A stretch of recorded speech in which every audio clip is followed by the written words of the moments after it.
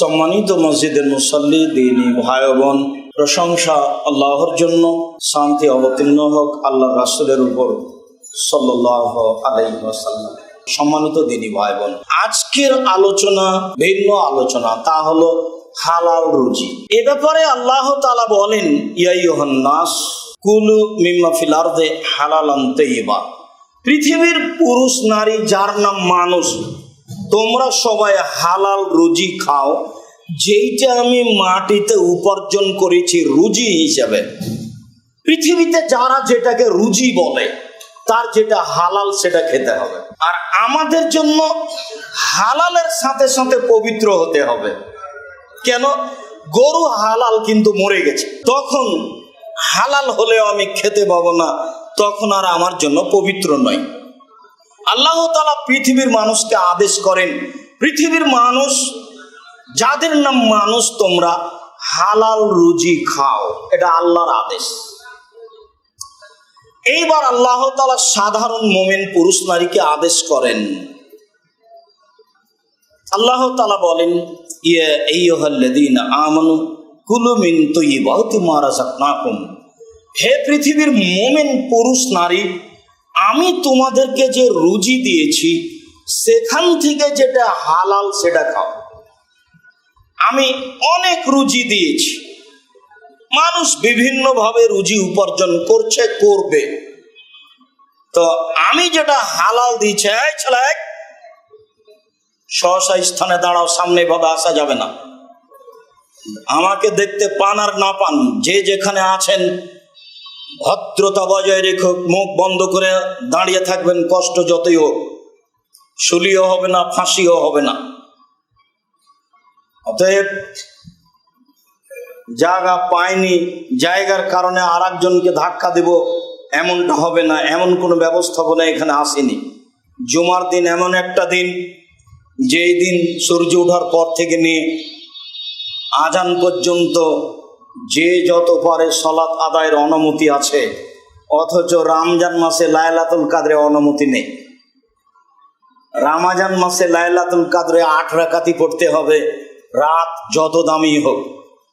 রমজান মাস যত দামি হোক না কেন, লাইলাতুল কাদর যত দামি হোক না কেন, ধরে নিলাম পৃথিবীতে যত দিন আছে, যত রাত আছে, তার সবচেয়ে দামি রাত, সবচেয়ে দামি মাস, এ কথাই ঠিক। এরপরেও 8 রাকাতের বেশি সালাত আদায় করবেন, এ অনুমতি নেই। এই অনুমতি শুধু কাবা ঘরে আছে, পৃথিবীর আর কোথাও নেই। পৃথিবীর যে কোনো মসজিদে 2 রাকাত সালাত আদায় করলে যত নেকি হবে, মসজিদে নববীতে 2 রাকাত সালাত আদায় করলে তার চেয়ে 1000 গুণ বেশি নেকি হবে। পৃথিবীর যে কোনো মসজিদে 2 রাকাত সালাত আদায় করলে যত নেকি হবে, বাইতুল মুকাদ্দাস জেরুজালেমে অবস্থিত সেই মসজিদে আকসাতে 2 রাকাত সালাত আদায় করলে তার চেয়ে 1000 গুণ বেশি নেকি হবে। তবে ওই মসজিদে নববীতে রাতে সালাত আদায় করলে 8 রাকাতের বেশি অনুমতি নেই। শুধুমাত্র 3 রাত সালাত আদায় করা যাবে কাবা ঘরে। রাত নেই, দিন নেই, দুপুর নেই, সন্ধ্যা নেই, সূর্য ডুবা নেই, উঠা নেই, মাথার উপরে নেই, কাবা ঘরে কোনো নিষিদ্ধ সময় নেই। এরপরে পৃথিবীতে দ্বিতীয় যেটা সালাত আদায়ের জন্য দামি সময়, সেটা হলো জুমার দিন সূর্য ওঠার পর থেকে নিয়ে আজান পর্যন্ত। এখানে কোনো রাকাতের হিসাব নেই, যে যা পারে। আজান হয়ে গেলে কেউ কারোর সাথে কথা বলতে পাবে না, কাঁধ ডিঙিয়ে কেউ সামনে আসতে পাবে না। মুহাম্মদ সাল্লাল্লাহু আলাইহি সাল্লাম বলেন, জুমার দিন সকালে সকালে নিজে গোসল করলো, পরিবারকে করালো, পায়ে হেঁটে মসজিদে আসলো, কাঁধ ডিঙিয়ে সামনে আসলো না, যতদূর সম্ভব, যত রাকাত সম্ভব সালাত আদায় করলো, ইমামের খুতবা শুনলো, তারপরে সালাত আদায় করে বাড়ি চলে গেল, তাহলে তার প্রত্যেক পদক্ষেপ সমান।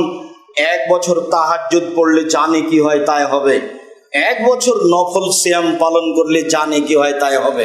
বুঝাতে পারিনি এখনো? প্রত্যেক পদক্ষেপ সমান। 1 বছর তাহাজ্জুদ, 1 বছর নফল রোজা।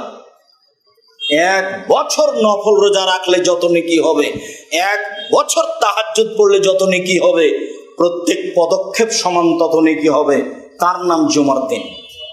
যদি বুঝাতে না পারি তাহলে আমি অক্ষম। যার কারণে মাঝে মধ্যে বলি যে আমাদের দিয়ে যদি হয় তাহলে তুমি জাতির সামনে আমাদেরকে গ্রহণীয় করো। তার মানে এত দামি কথা জাতির তো জানা দরকার। মোহাম্মদ সাল্লাল্লাহু আলাইহি সাল্লাম 1450 বছর পূর্বে চলে গেছেন, কথা এইভাবে রেখে দিয়েছেন, হাদিসে আছে। আর বাংলাদেশের শতকরা 98টা মসজিদে কেসা কাহিনী দিয়ে জুমার খুতবা হলো, কেসা কাহিনী দিয়ে, আরো কত কি দিয়ে, রূপক কথা দিয়ে, আর কোন কোন মানুষের প্রশংসা দিয়ে জুমার খুতবা হলো। অথচ সেখানে হাদিসও থেকে গেল, কোরআনও থেকে গেল। আমি যে কথা বলছি এই কথা মোহাম্মদ সাল্লাল্লাহু আলাইহি সাল্লাম আজ থেকে নিয়ে 1450 বছর পূর্বে বলেছেন। এই কথার ভিতরে সরিষা ঢোকার মতো অন্তত মানুষের ক্ষমতা নেই। কিয়ামত পর্যন্ত যা বলছি এভাবেই থেকে যাবে। 1 বছর নফল সালাত আদায় করলে জানে কি হবে, তাহাজ্জুদ পড়লে 1 বছর নফল রোজা আদায় করলে জানে কি হবে, প্রত্যেক পদক্ষেপ শ্রবণ তাই নাকি হবে। এই কথা মুহাম্মদ সাল্লাল্লাহু আলাইহি সাল্লাম বলেন, আমি বলিনি। এ কথা পৃথিবীর কোনো পীর বলেননি, এ কথা পৃথিবীর কোনো ইমাম বলেননি, এই কথা পৃথিবীর কোন সাহাবী বলেননি, এ কথা উমরের নয়, এই কথা আবু বকর সিদ্দিক রাদিয়াল্লাহু তাআলা আনহুর নয়, এই কথা স্বয়ং মুহাম্মদ সাল্লাল্লাহু আলাইহি সাল্লামের। তার নাম জুমার দিন। এই কথা বলে আপনাকে বলতে চেয়েছি জুমার দিনের দাম দিতে শিখতে হবে। আগে সামনে আসলে আগে আসতে হবে, পরে এসে সামনে আসার চেষ্টা করবেন না ভুল হিসাব। আর একজনকে কষ্ট দেওয়ার চেষ্টা করবেন না। যে যেখানে আছেন ভদ্রতা বজায় রেখে আমাকে দেখতে পান আর না পান, কান লাগিয়ে কথা শুনবেন।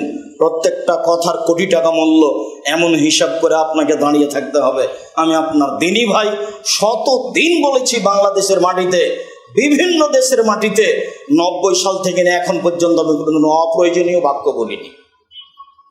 90 সাল থেকে এখন পর্যন্ত আমি কোনোদিন কোনো দল মাঝহাবকে লক্ষ্য করে কথা বলিনি। 90 সাল থেকে এখন পর্যন্ত আমি কোনোদিন ব্যক্তিকে সামনে রেখে কথা বলিনি। 90 সাল থেকে এখন পর্যন্ত আমি কোনো মাঝহাবকে নিন্দা করে কথা বলিনি। সারা জীবন আপনার সাথে চ্যালেঞ্জ থাকলো, আমার বক্তব্য তদন্ত চালিয়ে দেখেন। আমি কোনোদিন কোনো মাঝহাব নিয়ে কথা বলিনি। আমি যখন যে এলাকাতে গেছি তখন কিছু লোক মনে করেছে আজ না জানি কি হয়, তাই নানানভাবে প্রোগ্রাম বন্ধ করার, কষ্ট দেওয়ার চেষ্টা করেছে।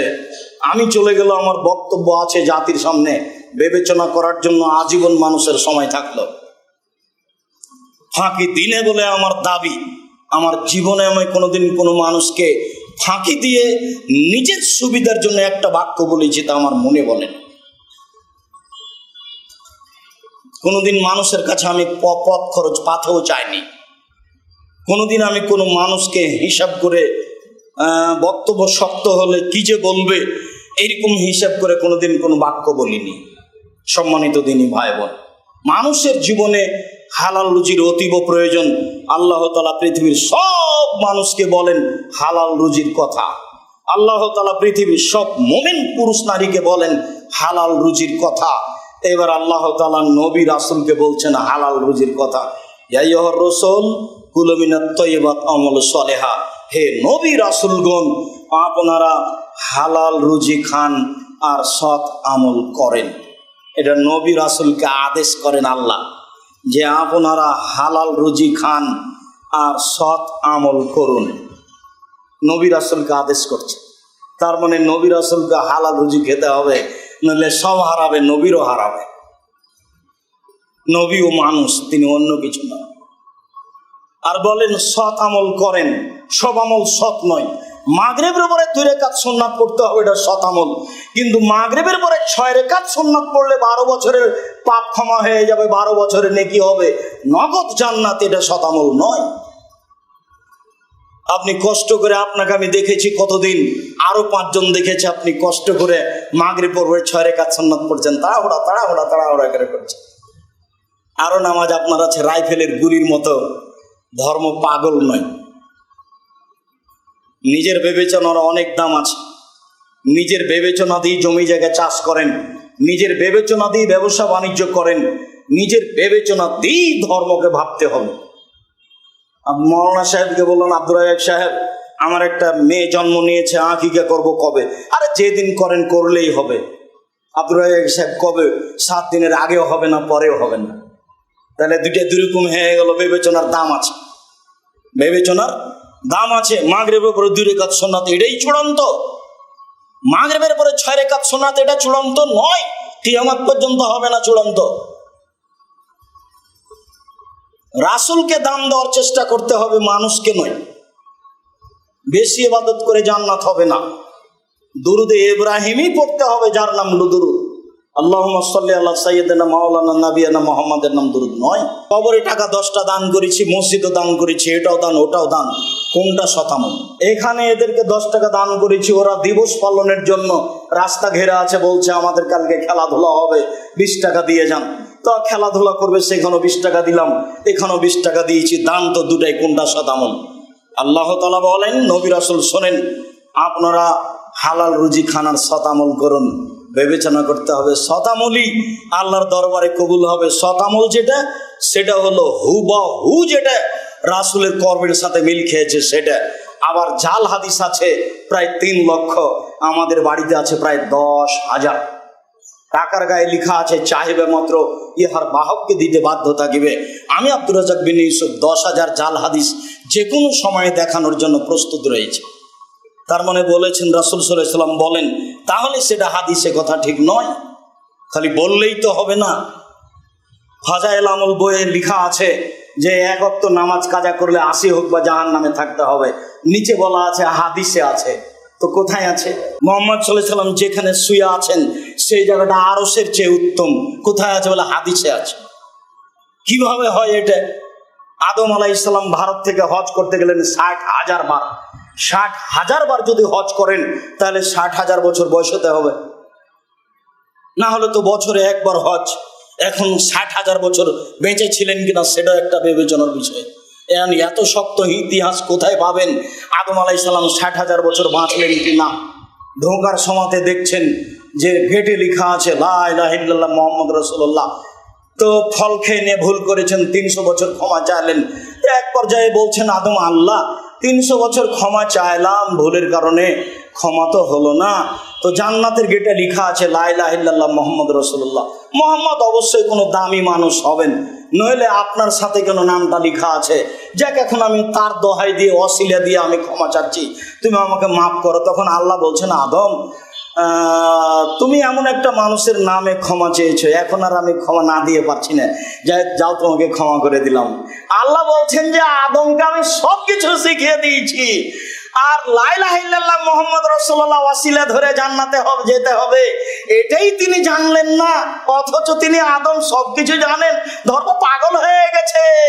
ধর্ম রাজশাহী চাঁপাইনবাবগঞ্জের হাওয়াই লাড্ডু, দোনো হাত মে লাড্ডু হয়, চয়েস কো খালে বল হিসাব। হুজুরকে তওবা করে আসতে হবে, এ কথাই চূড়ান্ত। লা ইলাহা ইল্লাল্লাহ মুহাম্মদ রাসূলুল্লাহ ওয়াসিলা কে বলেছে? ওটা ওয়াসিলা নয়। রাসূল সাল্লাল্লাহু আলাইহি ওয়াসাল্লাম বলেছেন, মান কানা আখির কালামিহি লা ইলাহা ইল্লাল্লাহ ফাদাখালাল জান্নাহ। মানুষের মরার শেষ মুহূর্তে যদি শুধু লা ইলাহা ইল্লাল্লাহ হয়, তাহলে সে জান্নাতে চলে গেছে। এই হাদিস সহিহ। এইটুকুই সহিহ, এই পর্যন্তই। বাকিটুকুর কথা মুহাম্মদ সাল্লাল্লাহু আলাইহি ওয়াসাল্লাম বলেন। তিনি বলেছেন, লাক্কেনু মাউতাকুম লা ইলাহা ইল্লাল্লাহ। মরে মরে মরে মরে যান যায় যায়, তাকে তোমরা স্মরণ করাও লা ইলাহা ইল্লাল্লাহ। লা ইলাহা ইল্লাল্লাহ বললেই সে জান্নাতে চলে যাবে, এই কথা মুহাম্মদ সাল্লাল্লাহু আলাইহি ওয়াসাল্লাম বলেন। বাকিটুকুর কথা মুহাম্মদ সাল্লাল্লাহু আলাইহি ওয়াসাল্লাম বলেননি। রাসূল সাল্লাল্লাহু আলাইহি ওয়াসাল্লাম বলেন, আফদালু যিকরি লা ইলাহা ইল্লাল্লাহ। সবচেয়ে উত্তম জিকির হলো লা ইলাহা ইল্লাল্লাহ। তিনি এটুকুই বলেছেন, শুধু লা ইলাহা ইল্লাল্লাহ। পৃথিবীতে সবচেয়ে দামি জিকির সুবহানাল্লাহ জিকির, আলহামদুলিল্লাহ জিকির, আল্লাহু আকবার জিকির, লা ইলাহা ইল্লাল্লাহ জিকির, আরো দোয়া, সব জিকির। কিন্তু সবচেয়ে দামি জিকির হলো লা ইলাহা ইল্লাল্লাহ। তখন তিনি লা ইলাহা ইল্লাল্লাহ, লা ইলাহা এ পর্যন্ত বলে থামেননি। তখন তিনি ইল্লাল্লাহ এ পর্যন্ত বলে থামেননি। তখন তিনি আল্লাহ আল্লাহ এ পর্যন্ত বলে থামেননি। তখন তিনি হু হু এ পর্যন্ত বলে থাকেননি। তার মানে লা ইলাহা ইল্লাল্লাহ শুধু শতামল, বাকিগুলি সব অশতামল, কুঁড়া দিয়ে টিকা যাবে না। তাই আদম আলাইহিস সালাম বলবেন, মুফাসসির সাহেব বলছেন যে আমার চাচাতো ভাই বলছেন ইনি সবচেয়ে দামি মুফাসসির, তোরা অত তাফসির জানিস না। আরে কি তাফসির করলো? আরে তোরা ওইসব তাফসির জানিস না, একটু বলেন না কি করলো। তো উনি বলছেন যে আদম আলাইহিস সালাম ঘুম থেকে উঠে দেখছেন খুব সুন্দরী মহিলা পাশে, তো উনি হাত বাড়াচ্ছেন, যেহেতু তিনি মানুষ। তখন ফেরেশতা বলছেন থামেন। কেন? মোহর দিতে হবে। মোহর আবার কি? বলে মুহাম্মদ সাল্লাল্লাহু আলাইহি ওয়াসাল্লামের দুরূদ পড়তে হবে। আরে আল্লাহ বলছেন আমি আদমকে সব শিখিয়ে দিয়েছি, আর বউকে কিভাবে হালাল করতে হবে এটাই আদম জানেন না? তো আদম আলাইহিস সালামকে আল্লাহ শিখালেন কি? তার মানে ওই তাফসীর মিথ্যে, ওটা তাফসীর নয়। বউ হালাল, আদমকে বউ হালাল করার জন্য দুরূদ পড়তে হবে, এই জিম্মেদারি আল্লাহ তার উপরে দেননি। কিভাবে তাকে বউ হালাল, তার জন্য বউ হালাল করা হয়েছে সেটা আল্লাহ ভালো জানেন, কোনো হাদিসে নেই। অতএব সৎ আমল করতে হবে, অসৎ আমল ধর্মের নামে করলে বিচারের মাঠে টিকা যাবে না, এই কথাই ঠিক। আবু হুরায়রা রাদিয়াল্লাহু তাআলা আনহু বলেন, রাসূল সাল্লাল্লাহু আলাইহি সাল্লাম বলেছেন, ইন্নাল্লাহ তাইয়্যিব লা ইয়াকবালু ইল্লা তাইয়্যিবা, নিশ্চয় আল্লাহ তাআলা পবিত্র, পবিত্র ছাড়া কবুল করেন না, হালাল ছাড়া আল্লাহ বিচারের মাঠে কোন ইবাদত কবুল করবেন না। সুম্মা যাকারা রাজুলা, তারপর তিনি একটা লোকের কথা বললেন, ইতিলি সাফারা, যে লোকটা লম্বা সফরে রয়েছে, আসাসা আকবারা, মাথার চুলগুলি এলোমেলো হয়ে গেছে, ঠিক মতো গোসল করেনি, ঠিক মতো চিরনি করেনি, বিপদে পড়ে ওয়ামুদ্দায়াদাইহে, হাত দুটি আল্লাহর দরবারে উঠিয়েছে, আবার বলছে হে আমার প্রতিপালক আমি বিপদে পড়েছি, তুমি আমাকে উদ্ধার করো। তারপরে আল্লাহ রাসূল বলছেন মাতামুহু হারামুন, তার খাদ্য আছে হারাম, মাশরাবুহু হারামুন, তার পানি আছে হারাম, মালবাসুহু হারামুন, তার পোশাক আছে হারাম, গুযিয়া বিল হারামে, তার জীবিকা নির্বাহ হারাম, আন্না ইস্তাজাবু লাহু, তার দোয়া কি করে কবুল হতে পারে? তার দোয়া কবুল হবে না। তিনটে কারণ আছে দোয়া কবুলের। এখন এক, মুসাফির। আল্লাহ নবী বলেছেন তিন শ্রেণীর মানুষের দোয়া কবুল হয়। তার এক শ্রেণীর মানুষ হলো মুসাফির, আর এক শ্রেণীর মানুষ হলো বাপ মা, আর এক শ্রেণীর মানুষ হলো মাজলুম।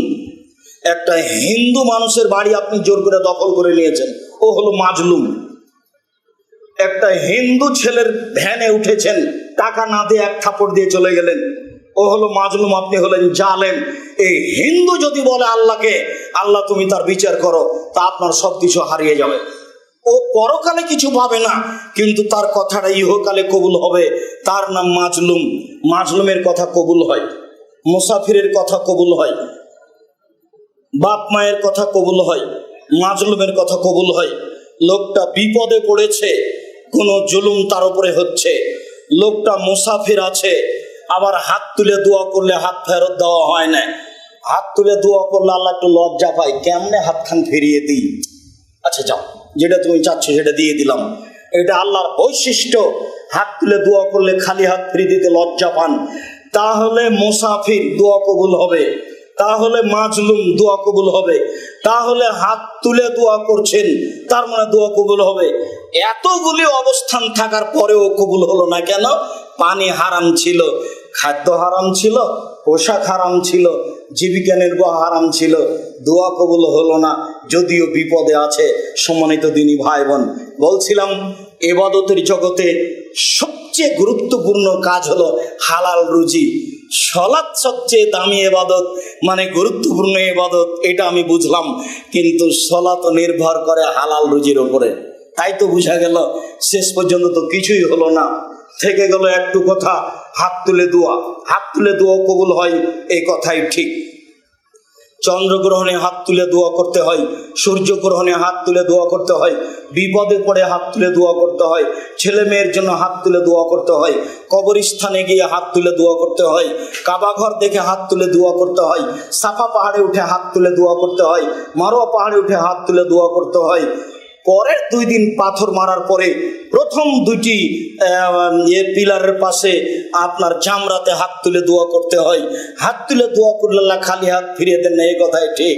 তবে সালাতের পরে বক্তব্যের পরে, জানাজার পরে, সভা সমিতির পরে, ঈদের মাঠে, বিবাহের বৈঠক শেষে এইসব জায়গাতে হাত তুলে দোয়া করলে রাসূলকে অপমান করা হয়, এ কথাও ঠিক। হাত তুলে আপনি দোয়া করেন। একটা বই পাওয়া যায় আব্দুর রাজ্জাক বিন ইউসুফের, বইটার নাম হচ্ছে আইনে রাসূল সাল্লাল্লাহু আলাইহি ওয়াসাল্লাম দোয়া অধ্যায়। জানি না আপনি কিনেছেন কিনা, আমার জানা নাই। তবে যদি না কিনে থাকেন তাহলে জীবনের একটা বড় ভুলের মধ্যে এটা একটা ভুল। আমি কত শ্রম দিয়েছি এটা আপনাকে আমি বুঝাতে চাচ্ছি না, তবে আমি চেষ্টা করেছি কত শহীদ হাদিস আছে হাত তুলে দোয়া করার, সেটা জমা করার চেষ্টা করেছি। কত শহীদ হাদিস আছে হাত তুলে দোয়া করার, সেটা জমা করার চেষ্টা করেছি। কতটা স্থানে আল্লাহর নবী হাত তুলে দোয়া করেছেন সেই জায়গাগুলো উল্লেখ করার চেষ্টা করেছি। আর আপনার কাছে 100 টাকাই ভারী হলো? এত শ্রম আপনার কাছে মূল্যায়নকর হলো না? ভুল হিসাব নিজে কিনে নিয়ে গেলে ছেলে পড়তে পারে, মেয়ে পড়তে পারে, বৌমা পড়তে পারে, আত্মীয় স্বজন পড়তে পারে। আর আমার জীবনের সবচেয়ে গুরুত্বপূর্ণ কাজ হচ্ছে মাসিক আল ইতিসাম পত্রিকা, জামিয়া সালাফের মুখপাত্র পত্রিকা, মাসিক আল ইতিসাম পত্রিকা, যাতে 50টা প্রশ্নের উত্তর আছে। দুয়ার বইটি কিনলে আমার ব্যক্তিগত উপকার হবে, আর মাসিক আল ইতিসাম পত্রিকা ক্রয় করলে জাতির উপকার হবে। কোনোদিন পৃথিবীর কোনো বাঙালি যেন মাসিক আল ইতিসাম পত্রিকাকে দুর্বল দৃষ্টিতে না দেখে। এর জন্য আমি বলে যাচ্ছি, জব আমাকে দিতে হবে না, দিলে আপনাকে দিতে হবে। আমি 50টা প্রশ্ন উত্তর দেওয়ার চেষ্টা করেছি। 10 জন মুফতির মাধ্যমে সবাইকে বেতন দেওয়া হয়। যারা কর্মচারী তাদের বেতন দেওয়া হয়, যারা মুফতি তাদের বেতন দেওয়া হয়। আমি খাকসার সাধারণ মানুষ আপনাদের সাথে আছি। আমি নিজে ইবাদত করে বিচারের বাড়ি টিকতে পারবো এটা আমার মনে বলে না। যদি আপনাদের পক্ষ থেকে কোনো দোয়া থাকে, যদি আপনাদের পক্ষ থেকে আল্লাহর কাছে কোনো কথা কবুল হয়ে যায়, তাহলে হয়তো সফল হতে পারবো কিনা তা আমি বলতে পারছি না। জাতির সামনে আমি ধর্মের নামে কোনোদিন ফাঁকি দিইনি, তবে জাতি যতটুকু মূল্যায়ন করেছে, আমার না চাইতে টাকা দিয়েছে, সেই টাকার জবাব যদি আমাকে বিচারের মাঠে দিতে হয় তাহলে কি হবে তা আমি বলতে পারছি না। তবে আমি জাতির কাছে কোনোদিন পয়সা চাইনি। জাতিকে বলেছি জামিয়া সালাফি আপনাদের জন্য থাকছে সম্পদ। আমার মনে বড় সাধ, এদেশের মাটিতে আমি উন্নত মানের প্রতিষ্ঠান গড়বই গড়বো ইনশাআল্লাহ, যেখানে বাংলা, ইংরেজি, আরবি উন্নত মানের শিক্ষা ছেলেমেয়েরা করবে এবং জাতির অন্যায়ের বিরুদ্ধে লড়বে মুখে কলমে মিডিয়ায়। এই অপেক্ষায় আমি আছি। সেটাই জামিয়া সালাফিয়া। সবাকেই সম্ভব হলে অর্থ দিয়ে, না হলে দোয়া দিয়ে, না হলে মুখে একটু বলে যে আল্লাহ তুমি জামিয়া সালাফি কবুল করো, এইটুকু অংশগ্রহণ করার জন্য পৃথিবীর বাঙালির কাছে আমি অনুরোধ জানিয়েছি। যারা যেখানে আছে, জামিয়া সালাফের মুখপাত্র পত্রিকা, মাসিক আল ইতিসাম পত্রিকা, আজকেও যাওয়ার সময়তে তাকে মূল্যায়ন করার চেষ্টা করতে হবে। দাম 10 টাকা হোক আর 20 টাকা হোক, যেটাই হোক না কেন। সম্মানিত দিনী ভাই বোন, বলছিলাম রাসূল সাল্লাল্লাহু আলাইহি ওয়াসাল্লাম বলেন, আল হালালু বাইয়িন, হালাল হচ্ছে স্পষ্ট, আল হারামু বাইয়িন, হারাম হচ্ছে স্পষ্ট, ও বাইনাহুমা মুস্তাবিহাতুন, এই দুইটার মধ্যে একটা সন্দেহযুক্ত খাদ্য রয়েছে, সন্দেহযুক্ত ব্যবসা রয়েছে, সন্দেহযুক্ত চাকরি রয়েছে, সন্দেহযুক্ত উপার্জন রয়েছে। বুঝতে পারিনি এটা ঠিক না বেঠিক। পরের বাক্যে রাসূল সাল্লাল্লাহু আলাইহি সাল্লাম বলেন, ফামান ইত্তাকা মিনাশ শুবহাত, সন্দেহ থেকে যদি মানুষ বেঁচে যায়, ইস্তাবরালি দীনিহি ওয়া ইরজিহি, সে তার উপার্জনকে, তার সম্মানকে, তার দিনকে ঠিক করে নিল। সন্দেহের মধ্যে যাব না, তাহলে সে তার দিনকে ঠিক করে নিল, সে জান্নাতে যাবে। ওমান ওয়াকা ফি শুবহাতে ওয়াকা ফিল হারামে, যে সন্দেহের মধ্যে পড়লো সে হারামের মধ্যে পড়লো। চূড়ান্ত সিদ্ধান্ত নেই যার, সেটা চূড়ান্ত হারাম। চূড়ান্ত সিদ্ধান্ত নেই যার, সেটা চূড়ান্ত হারাম। যে চাকরির চূড়ান্ত সিদ্ধান্ত নেই সেটা চূড়ান্ত হারাম। যে ব্যবসার চূড়ান্ত সিদ্ধান্ত নেই সেটা চূড়ান্ত হারাম। যেই জমি জায়গার চূড়ান্ত সিদ্ধান্ত নেই সেই জমি জায়গা ভোগ করা চূড়ান্ত হারাম। দলিল খুঁজে পায় না, তবে আমার বাপ দাদা ভোগ করে আসছে, ছেড়ে দিতে হবে ওই জমি, মরলে সব কিছু বন্ধ। ছেলে মেয়ের সুবিধার জন্য ওখানে যেতে হবে না। আমি কিন্তু আপনাকে রুজি কম করে উপার্জন করতে বলিনি। আমি সবসময় আপনাকে রুজি বেশি করে উপার্জন করতে বলি, আমি চকলেট বিক্রি করে খেতে বলেছি, এটা শেষ স্তরে। আমি মানুষের বাড়িতে দিন মজুর হিসাবে থাকতে বলেছি, এটা জমি জীবনের শেষ স্তরে। আমি বলেছি বৈধ রুজির জন্য বাপের জমি বিক্রি করে কোটি টাকার ব্যবসা করেন, সেটাই ভালো। কলকাতাতে হিরোইন কিনে ঢাকায় বিক্রি করে একদিনে ধনী হতে হবে না। কোটি টাকা ব্যাংকে লোন নিয়ে বাড়ি গাড়ি করতে হবে না। শ্বাস বন্ধ হয়ে গেলে ফাঁসি হয়ে যাবে। ফাঁসি পৃথিবীর কোনো মানুষ রক্ষা করতে পারবে না, টাকা পয়সা দিয়ে কেউ রক্ষা করতে পারবে না।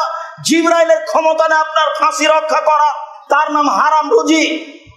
পৃথিবীর কোন মানুষ, কোন ফেরেশতা, কোন নবী রাসূল, পৃথিবীর কোন মানুষ, কোন নবী, কোন ফেরেশতা বিচারের মাঠে আপনার ফাঁসি রক্ষা করতে পারবে না। তার নাম হচ্ছে কর্জ, তার নাম ঋণ। সব পাপ ক্ষমা হয়ে যাবে, ঋণ ক্ষমা হবে না। আল্লাহ নবী বললেন, লোকটার ঋণ আছে? জি আছে। কেউ পরিশোধ করবে? জি আছে আমি। আচ্ছা ঠিক আছে, জানাজা পড়ালাম। আর একটা, লোকটার ঋণ আছে? জি। কেউ পরিশোধ করবে? কেউ দাঁড়ায় না। তখন তিনি বললেন, ঠিক আছে জানাজা করো, আমি গেলাম। তার মানে আপনার জানাজা হবে না। ঋণ আছে, ব্যাংকে টাকা নিয়ে অনেক কিছু করলেন, বাড়ি গাড়ি করলেন, আপনি বুঝতে পারেননি, শ্বাস বন্ধ হওয়ার সাথে সাথে ফাঁসি হয়ে যাবে। কেউ রক্ষা করতে পারবে না, পৃথিবীর কোনো কিছু রক্ষা করতে পারবে না। আল ইয়াউমা লা তামলিকু নাফসুন লিনাফসিন শাইআ, আল ইয়াউমা আল আমরু লিল্লাহ। আজ কোনো মানুষ কোনো মানুষের কোনো উপকার করতে পারবে না। একাচ্ছত্র মালিকানা আমার হাতে। আইনাল জাব্বার আইনাল মুতাকাব্বির। স্বৈরাচারী, স্বেচ্ছাচারী, অহংকারী, বদমেজাজিরা কোথায়? আনা মালিকুল আমলাক, আমি হচ্ছি রাজাধিরাজ। এই ঘোষণা দিয়ে বিচার শুরু হবে, তার নাম কাহার। খুব কঠোর কঠিন, কারো রক্ষা হবে না। সামান্য কাজে যায়েন না, পয়সা উপার্জন করেন বেশি করে। আমি এ কথাই বলছি, বলতে গিয়ে বলেছি 600 কিলোমিটার যেতে হবে, টাকা পয়সা নেই, খুব দুর্দিন, প্রচন্ড রৌদ্র, বাইরে হাঁটা যায় না, যেতে হবেই। রাসূল আদেশ করেছে, খানা পানি নেই, কিছুই নেই, গাছে ফল পেকে এসেছে মাত্র।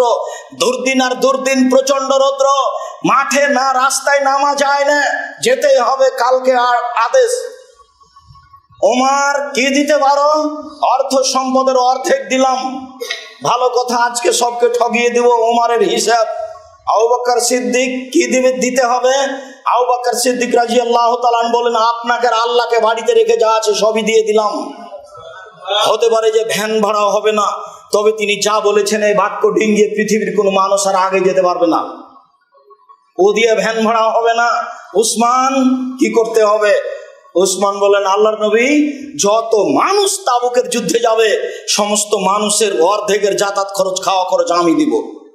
তার মানে 30,000 মানুষ আছে, 3 মাস লাগবে যেতে আসতে। 15,000 মানুষকে 3 মাস খাওয়াবেন। 15,000 মানুষকে 15,000 উট দিবেন। একটা উটের দাম যদি 1 লক্ষ টাকা হয়, তাহলে 15,000 উটের দাম কত? তার নাম ধনী। কখনো আপনি ছেলে মেয়েকে নিঃস্ব করে ছেড়ে যাবেন না। আল্লাহ নবী বলছেন যে ছেলে মেয়েকে নিঃস্ব করে ছেড়ে যায় না, যে আর একজনের কাছে হাত পাতবে, সাবধান। হাদিস বুখারী মুসলিম। আল্লাহ নবী বলছেন, দেওয়া হাত খান গ্রহণ করো, নেওয়া হাত খান গ্রহণ করিও না। দেওয়া হাত খান ভালো, নেওয়া হাত খান খারাপ। দেওয়া হাত খান দানশীল, নেওয়া হাত খান ভিক্ষুক। কোনো সময় নেওয়া হাতটা গ্রহণ করবে না, দেওয়া হাতটা গ্রহণ করিও, জীবনে সফলতা অর্জন করতে পারবা। তাই তিনি বলছেন, দিন মজুরকে দান করতে হবে, মানে দেওয়া শিখো। যে যা টাকা পয়সা দিচ্ছেন ছেলে মেয়ের হাত দিয়ে দেওয়াবেন, ছেলে মেয়ে দিতে শিখুক। আপনার অবর্তমানে যেন ছেলে মেয়ে মুসাফিরকে খাওয়াতে পারে, অসহায় মানুষকে খাওয়াতে পারে। আপনার বাড়ির নাম হবে মেহমানখানা। যেমন আপনার বাপের অভ্যাস ছিল, আপনার দাদার অভ্যাস ছিল, ওই গতিতেই ফিরে যেতে হবে। শতদিন বলেছি, মনে রাখবেন, হালাল স্পষ্ট, হারাম স্পষ্ট।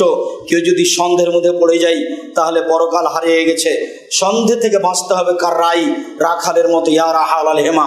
যে রাখাল আইলে গরু চড়াচ্ছে, সম্ভাবনা রয়েছে আইলে গরু চড়ালে গরুতে ধানে মুখ দিতে পারে। আইল বুঝেন কিনা আমি জানি না। আল্লাহ নবী বলছেন, আইলে গরু নিয়ে যায় না, গরু থাকতে থাকতে ধানে মুখ দিতে পারে। ঠিক তুমি সন্দেহযুক্ত রুজি উপার্জন করিও না, তুমি বিপদে পড়ে যাও। মনে রেখো, আলা লিকুল্লি মালিকিন হিমাহিম আল্লাহ মহারিমহ। আল্লাহর একটা সীমারেখা রয়েছে, মানুষের একটা দেশের একটা সীমারেখা রয়েছে। বাংলাদেশ শুরু হলে ভারত শেষ হয়, ভারত শেষ হলে বাংলাদেশ শুরু হয়। আর আল্লাহর সীমারেখা হচ্ছে হালাল হারাম, হালাল শেষ হলে হারাম শুরু হয়, হারাম শুরু হলে হালাল শেষ হয়। এরপরে তিনি বলছেন, মনে রেখো মানুষের শরীরে একটা টুকরা রয়েছে, যতক্ষণ পর্যন্ত টুকরা ভালো আছে, মানুষটা ভালো আছে, ওই যা ফাসাদাত ফাসাদল জাসাদ কুল্লুহু, যখন ওই টুকরা খারাপ হয়ে যাবে গোটা মানুষটাই খারাপ হয়ে যাবে। আলা ওয়াহিয়াল কালব, মনে রেখো সেটাই অন্তর। যার অন্তর ভালো তার সবই ভালো, যার অন্তর খারাপ তার সবই খারাপ। যার ভিতর ভালো তার সবই ভালো, যার ভিতর খারাপ তার সবই খারাপ। আপনার সাথে বলে গেছে একরকম, ওটা মুখে বলেছে ভিতরে আর একটা ছিল, সেই সবচেয়ে খারাপ মানুষ বলে রাসূল সাল্লাল্লাহু আলাইহি ওয়াসাল্লাম উল্লেখ করেন। হালাল রুচির ব্যাপারে বাহির ভিতর সবটা সমান হতে হবে। আল্লাহ তুমি তৌফিক দান কর, আল্লাহুম্মা আমিন। সম্মানিত দিনী ভাই বোন, বিবেচনা করে উপার্জন করতে হবে, নইলে পরকাল হারাবে। আনাস রাদিয়াল্লাহু তাআলা আনহু বলেন, রাসূল সাল্লাল্লাহু আলাইহি সাল্লাম বলেছেন, মনে রেখো চারটা জিনিস আছে, যদি তোমার থাকে তাহলে তোমার সব কিছু আছে, মনে রেখো। আর এই চারটা যদি না থাকে তাহলে তোমার সব কিছু হারিয়ে গেছে, এটা মনে রেখো। চারটার একটা হচ্ছে ইফাতুন ফি তুমাদিন, বৈধ রুজি। বৈধ রুজি যদি থাকে সব কিছু আছে, ইহকাল আছে, পরকাল আছে। আর যদি বৈধ রুজি না থাকে তাহলে সব হারিয়ে গেছে, ইহকালও গেছে, পরকালও গেছে। বলছিলাম সম্মানিত দিনী ভাই বোন, বৈধ রুজি, রুজি যদি অবৈধ হয় সব কিছু হারাবে, এ কথাই ঠিক। জাবের রাদিয়াল্লাহু তাআলা আনহু বলেন, রাসূল সাল্লাল্লাহু আলাইহি সাল্লাম বলেছেন, কুল্লু লাহমিন নাবাতা মিনাস সুহতে কানাতিন নারা আওলা বিহি, যে শরীর হারাম উপায়ে বাড়ে তার জন্য জাহান্নাম যথেষ্ট। রাসূল সাল্লাল্লাহু আলাইহি সাল্লাম বলেন, লা ইয়াদখুলুল জান্নাতা জাসাদুন গুযিয়া বিল হারাম, যেই শরীর হারাম উপায়ে বড় হয় সেই শরীর জাহান্নামে যাবে। রাসূল সাল্লাল্লাহু আলাইহি সাল্লাম বলেন, হারামাল্লাহুল খামরা ওয়া সামানাহা, আল্লাহ তাআলা মদ হারাম করেছেন, তার ক্রয় বিক্রয় হারাম করেছেন। অল খিনজির ওয়া সামানুহু, শোর হারাম করেছেন, তারা ক্রয় বিক্রয় হারাম করেছেন। অল মাইতাতা, মরা প্রাণী হারাম করেছেন, তার ক্রয় বিক্রয় হারাম করেছেন। অল আসনামা, পুতুল হারাম করেছেন। পুতুল বাড়িতে রাখবেন না, সেটা প্লাস্টিকের হোক, যেটাই হোক না কেন, সেটা কাগজের হোক, পলিথিনের হোক, পুতুল যেন কোনো প্রকার আপনার বাড়িতে না থাকে, তার আপনি ব্যবসা করবেন না। এর যত পথপন্থা আছে সব হারাম। রাসূল সাল্লাল্লাহু আলাইহি সাল্লাম বললেন, লা তাবিউল কায়না, গান বাজনা বাদ্যযন্ত্রের মাধ্যম ক্রয় করিও না, বিক্রয় করিও না। ওলা তাস্তারুহুন না, গান বাজনা বাদ্যযন্ত্রের মাধ্যম ক্রয় করো না। ওলা তুআল্লিমুহুন না, তোমরা গান বাজনা বাদ্যযন্ত্র শিখিয়ে দিও না। হেডমাস্টারের হেডমাস্টারই চলে না গান বাজনা বাদ্যযন্ত্র ছাড়া। রাসূল সাল্লাল্লাহু আলাইহি সাল্লাম টোটালি না করে দিলেন। তারপরে তিনি বললেন, অসামানুহুন না, হারাম, এর মাধ্যমে যত পয়সা উপার্জন হবে সব হারাম। টাকা ছিল আপনার পৈতৃক সম্পত্তি বিক্রি করা, ওই যে দোকানে টাকা, আপনি সারা রাত সারাদিন চেষ্টা করে ব্যবসা করছেন, কিন্তু দোকানে টিভি ল্যাংটা মেয়ে নাচে, সব কিছু হালাল ছিল, ওর কারণে হারাম হয়ে গেল। আপনি হয়তো বা বুঝতে পারছেন না। রাসূল সাল্লাল্লাহু আলাইহি সাল্লাম এভাবে বলেন। সম্মানিত দিনী ভাই বোন, হারামের সবচেয়ে বড় পথ হলো সুদ। যতগুলি হারামের পথ রয়েছে তার সবচেয়ে বড় পথ হলো সুদ। সুদ দিয়ে আপনার জীবিকা নির্বাহ বিভিন্নভাবে হারাম হবে, তবে আপনি যেখানে নিরুপায় সেটা ভিন্ন কথা। আল্লাহ তাআলা বলেন, ইয়ামহুকুল্লাহু রিবা ওয়া ইউরবিস সাদাকাত, আল্লাহ দানের পয়সাকে বাড়িয়ে দেন আর সুদের পয়সাকে কমিয়ে দেন। সুদ খেলে ভিক্ষুক হতেই হবে, আজ হোক আর কাল হোক। আল্লাহ তাআলা বলেন, আহাল্লাহুল বাইয়া ওয়া হারাম রিবা, আল্লাহ ক্রয় বিক্রয় ব্যবসাকে হালাল করেন আর সুদকে হারাম করেন। আল্লাহ তাআলা বলেন, ইয়া আইয়ুহাল্লাযিনা আমানু লা তাকুলু রিবা আজাফা মুজাফা, হে পৃথিবীর মানুষ যারা আল্লাহকে বিশ্বাস করো, পরকালকে বিশ্বাস করো, তোমরা সুদ খায়ো না। আল্লাহ তাআলা বলেন, ইয়া আইয়ুহাল্লাযিনা আমানু তাকুল্লাহ, হে পৃথিবীর মুসলিম পুরুষ নারী তোমরা আল্লাহকে ভয় করো। দারু মা বাকিয়া মিনার রিবা, যত সুদের লেনদেন আছে সব ছেড়ে দাও, সুদ হারাম। রাসূল সাল্লাল্লাহু আলাইহি সাল্লাম বলেন, লানাল্লাহু আকালা রিবা ওয়া মুকিলাহু ওয়া কাতিবাহু ওয়া শাহিদাইহি, আল্লাহর নবী অভিশাপ করেন যে সুদ খায়, যে সুদ দেয়, যে সুদ লিখে, যে সুদের সাক্ষী থাকে, সবাই একই রকম পাপী, সবাই অভিশপ্ত। রাসূল সাল্লাল্লাহু আলাইহি সাল্লাম এই কথা বলেন।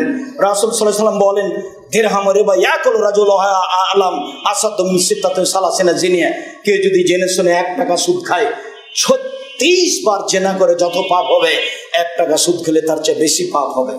সুদেরই পাপ এমন একটা পাপ যার ভাষা যেভাবে উল্লেখ হয়েছে, আল্লাহর নবী আর কোনো পাপের ভাষা এভাবে উল্লেখ করেননি। জানেন কি পৃথিবীতে সবচেয়ে বড় পাপ কোনটি? পৃথিবীতে সবচেয়ে বড় পাপ শিরক, কিন্তু তার ভাষা এরকম নয়। জানেন কি পৃথিবীতে দ্বিতীয় মহাপাপ কি? পৃথিবীতে দ্বিতীয় মহাপাপ হলো পিতামাতার অবাধ্য চলা, তবে তার ভাষা এরকম নয়। জানেন পৃথিবীতে তৃতীয় মহাপাপ কি? পৃথিবীতে তৃতীয় মহাপাপ হলো মিথ্যা সাক্ষী দেওয়া। পাবনা জেলায় কতগুলো মানুষ 20 বছর থেকে জেলে আছে, ও নিজেই জানে না আমি কেন জেলে। জজ জানে না ঘটনা কি, উকিল জানে না ঘটনা কি, সবাই না জানার উপরে ফাঁসি দিয়েছে আজীবন জেল। ও নিজেও জানে না আমি কেন জেলে, ঘটনার দিন তো আমি রংপুরে ছিলাম, আমি কিভাবে অপরাধী বুঝতে পারেননি। রাসূল সাল্লাল্লাহু আলাইহি সাল্লাম বলছেন পরিস্থিতি এরকমই হবে। মিথ্যা সাক্ষী, এমন সাক্ষী লোকটা বলছে আমি তাকে 2 চোখে মারতে দেখেছি, জজের সামনে বলছে, অথচ বলছে যার কথা ও সেদিন রংপুরে ছিল। বুঝতে পারছেন না মনে হয়? তার নাম মিথ্যা সাক্ষী। এটা হলো পৃথিবীতে তৃতীয় মহাপাপ। মানুষকে হত্যা করা পৃথিবীতে 4র্থ মহাপাপ। এখনো আপনার সুদ আসেনি সিরিয়ালে, তাহলে সুদ মহাপাপে কথা ঠিক, তবে সিরিয়ালে অনেক পরে। এরপরে তার ভাষাগুলি কেমন দেখুন। রাসূল সাল্লাল্লাহু আলাইহি সাল্লাম বলছেন কেউ যদি জেনে শুনে 1 টাকা সুদ খায়, তাহলে 36 বার জেনা করে যত পাপ হবে, 1 টাকা সুদ খেলে তার চেয়ে বেশি পাপ হবে। কই এমন ভাষা তো শিরকের ব্যাপারে বললেন না, কই এমন ভাষা তো বাপ মাকে গালি দেওয়ার ব্যাপারে বললেন না, কই এমন ভাষা তো মিথ্যে সাক্ষীর ব্যাপারে বললেন না, কই এমন ভাষা তো মানুষকে হত্যা করার ব্যাপারে বললেন না। তার মানে এই পাপে সমাজ নষ্ট হয় সুদের পাপে, যার কারণে সব এই পাপে ঘেরা পড়বে, যার কারণে এই পাপটা এইভাবে উল্লেখ রয়েছে। রাসূল সাল্লাল্লাহু আলাইহি সাল্লাম বলেন আর রিবা সাবুনা জুজান আইসার আনকাজুল উম্মাহু, সুদের পাপের 70টি ভাগ রয়েছে। ছোট ভাগ হলো মার সাথে জেনা করলে যেমন পাপ হয়। নেন এবার কি দিয়ে আপনাকে বুঝাবো সুদ কি জিনিস, অথচ প্রায় মানুষই সুদের সাথে জড়িত। কিস্তি না হলে আপনার দিন চলে না। আপনাকে আমি ভিক্ষা করে খেতে বলিনি, তবে ভিক্ষা করে খাওয়া যায়, কিস্তি তোলা যায় না। আমি কোনোদিন কাউকে ভিক্ষা করে খেতে বলিনি। ভিক্ষা করা কাজ ভালো নয়, কেননা ওটা এইভাবে নিতে হয়। কোনটা ভালো? যেটা এইভাবে দেয়। বাড়ি থেকে বের হবেন তার আগে মাকে বলে দিবেন, বোনকে বলে দিবেন, স্ত্রীকে বলে দিবেন, শোনো বাড়ি থেকে বের হওয়ার সময় আমার পকেটে 50টা খুচরা টাকা দিও, 10 টাকা 20 টাকা দিও। ভিক্ষুক চাইলে খালি দেখি 500 টাকা নোট, তখন বলি মাফ করো, মাফ করো। ও কত অপরাধ করেছে, দিনরাত মাপ চাচ্ছেন কেন? এত হিসাব কেন? আজ থেকে অনুরোধ জানাচ্ছি, আর কোনোদিন বাড়ি থেকে বের হবেন না খুচরা টাকা ছাড়া। পকেটে যেন খুচরা টাকা থাকে জরুরি ভাবে। এই যে একটু পরে কোটাটা সামনে দিয়ে ঘুরবে, তখন দেখবেন যে গোটা টাকা আছে 500 টাকা, কেমনে দিই? তখন ধীরে কোটাটা পাশে করে দিবেন, দিতে পারবেন না কিছু। কেন? বের হওয়ার সময় 10টা টাকা পকেটে ছিল না, 20টা টাকা 50টা টাকা পকেটে ছিল না। জরুরি অনুরোধ, শুধু অনুরোধ নয়, আপনি দিনী ভাই হিসাবে জরুরি আদেশ আপনার স্ত্রীকে বলে দিবেন, আপনার মাকে বলে দিবেন, আপনার বোনকে বলে দিবেন, শোনো আমি যখন বের হবো ব্যাগটা হাতে করে, তখন আমার পকেটে 50টা 200টা একটা খুচরা টাকা দিয়ে দিও। যত ফকির আসবে আমি যেন 10টা টাকা দিতে পারি। মসজিদে যখন এটা কোটাটা আমার সামনে দিয়ে যাবে, তখন যেন আমি 20টা 50টা টাকা দিতে পারি। আর জামিয়া সালাফিয়া তো আছেই। জামিয়া সালাফিয়া তো জাতিকে উন্নত মানের শিক্ষা দিতে চাই, সেটা তো আমাকে দোয়া করতে হবে, না হলে জরুরিভাবে সেখানে পয়সা দিয়ে আসতে হবে। এটা তো আমার জিম্মেদারি। কিন্তু খালি বের হয়ে গেছেন, কি করবেন? কোনোদিন খালি বের হবেন না। আমার মা বলতো, যখনই বাড়ি থেকে বের হতাম তখন বলতো কিছু খুচরা টাকা নিয়েছো? কেন মা? তো বলছে বেটা ছেলেকে খালি বের হতে হয় না, টাকা নিয়ে বের হতে হয়। কেন যে আমার মা বলতেন আমি নিজেও জানি। বাড়ি থেকে বের হতে হবে তখন কিছু টাকা পয়সা নিয়ে বের হতে হয়, এটা আমার মা বলতেন। আর এই ভাষাটা বলতেন যে বেটা ছেলেকে টাকা পয়সা নিয়ে বের হতে হয়, খালি বের হতে হয় না। সম্মানিত দিনী ভাই বোন, আমরা শেষের দিকে এসে বলছি, রাসূল সাল্লাল্লাহু আলাইহি সাল্লাম হারাম উপার্জনের যতগুলি পথ উল্লেখ করলেন, তার সবচেয়ে জঘন্য ঘৃণিত পথ উল্লেখ করলেন, সেটা হলো সুদ। হালাল রুজি উপার্জন করতে হবে, এ কথাই ঠিক। জীবন বাজি রেখে হালাল রুজির উপার্জনের চেষ্টা করতে হবে যে কোনো মূল্যে। জরুরি অনুরোধ, পয়সা বেশি উপার্জন করতে হবে, এ কথাই ঠিক। যদি পয়সা বেশি উপার্জন না করেন, তাহলে হাত পেতে দিতে হবে, দেওয়া যাবে না। আর সবচেয়ে বেশি পয়সা উপার্জন করা যায় ব্যবসা দিয়ে। রাসূল সাল্লাল্লাহু আলাইহি ওয়াসাল্লাম নিজে ব্যবসায়ী ছিলেন, তবে ছোটকালে ছিলেন ছাগলের রাখাল, পরকালে ছিলেন শরিকে ব্যবসায়ী। ব্যবসা তিনি ভালোবাসতেন, ব্যবসা দিয়ে অনেকের উপকার করা যায়। তিনজনই ব্যবসায়ী। আবু বকর সিদ্দিক রাদিয়াল্লাহু তাআলা আনহু ব্যবসায়ী মানুষ, উমর রাদিয়াল্লাহু তাআলা আনহু ব্যবসায়ী মানুষ, উসমান রাদিয়াল্লাহু তাআলা আনহু ব্যবসায়ী মানুষ। তিনজনই ব্যবসায়ী মানুষ, তবে ব্যবসাতে টাকা বেশি কার? উসমান রাদিয়াল্লাহু তাআলা আনহু, তাই তার নাম গনি, মানে দিতে পারেন। সেই জন্য 15,000 মানুষের খরচ দিবেন। হালাল রুজি উপার্জন করতে গিয়ে আপনাকে আমি পিছে হটতে বলিনি, আপনাকে আমি সামনের দিকে আসতে বলছি। কেননা এবাদতের জগতে সবচেয়ে দামি এবাদত দান। তিনি বলছেন সবাকে দান করতে হবে। তখন সাহাবী বললেন, যদি না পারলে মানুষের বাড়িতে কাজ করবে, কাজ করে নিজে খাবে আর মানুষকে দিবে। দেখেছেন, ভাগ করে দিলেন। হাদিস তো বুখারী মুসলিম। তখন সাহাবীগণ বলছেন, যদি কাজ করতে না পারে, কাজ করতে না পারলে অসহায় মানুষের সহযোগিতা করবে, একটা ভ্যান ঠেঙেছে ঠেলে দিবে।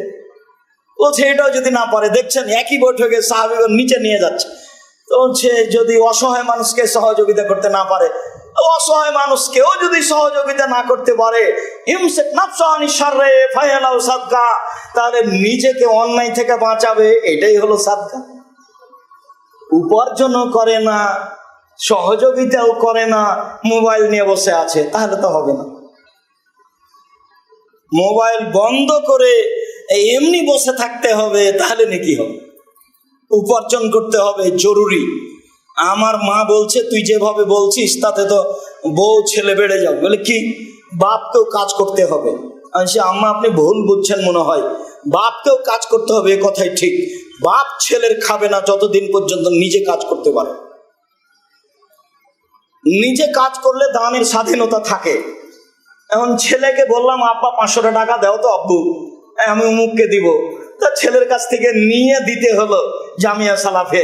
আরে আমি নিজে উপার্জন করি, আমার বয়স 80 তো দেখি আছে, আমি উপার্জন করি 20 টাকা, 10 টাকা দান করি, 30 টাকা আমি উপার্জন করি, প্রয়োজনে ছেলের একা দিই।